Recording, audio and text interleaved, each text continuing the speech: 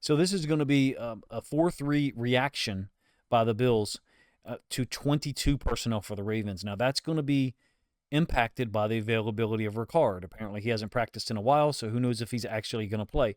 But here's the too high structure. Yes, the boundary side safety is a little bit closer. He should be, right? He's got a tight end and a fullback, in this case Ricard, lined up in the exact same way they were on the previous snap. And what I mean is tight end and Ricard with the boundary line being closest to them.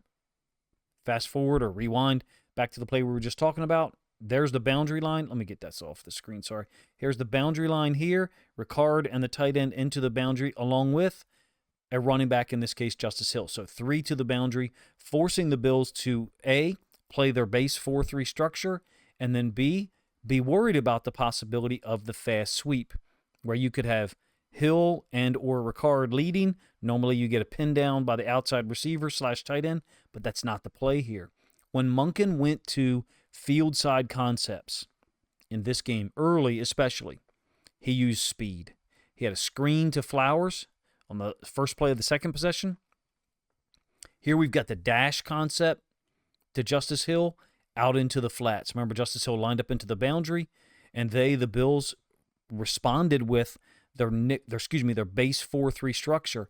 That's an inside linebacker trying to chase Justice Hill as opposed to potentially Taron Johnson. So it's all about the personnel that Monken puts on the field and then the formation that he lines up in that kind of forces the Bills' hand, if you will. Additional to that, the design, since we've got a tight end up here and only a tight end, he's going to release somewhat of an outside release and occupy this field side corner. And what that does is just ensure that you've got an absolute one-on-one in space between the inside linebacker and Justice Hill, and we obviously see who won that matchup. It's a dash concept is what I think a lot of people refer to it as.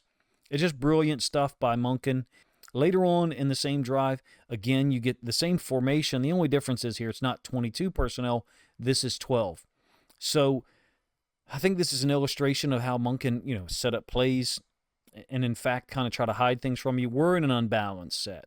So we've taken the left tackle and moved him over into the boundary, and Andrews is the tight end snuck down here.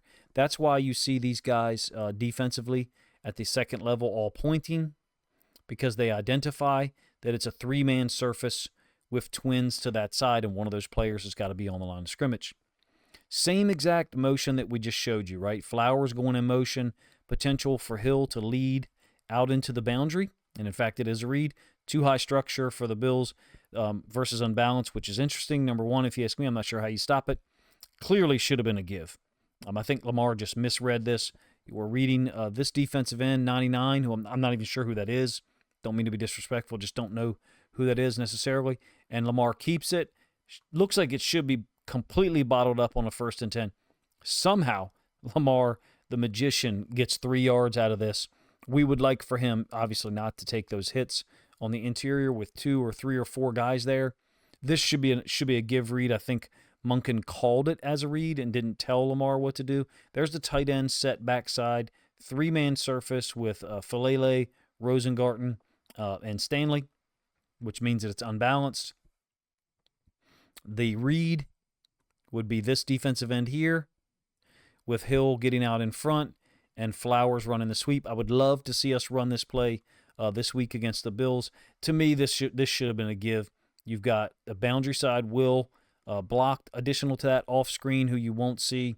The wide receiver is blocking the front side inside linebacker as well. Should have been a give, in my opinion. But in any case, it's an illustration, I think, of how Monken has a number of plays set up to threaten the boundary. In this case, the potential for the fast sweep or QB power read.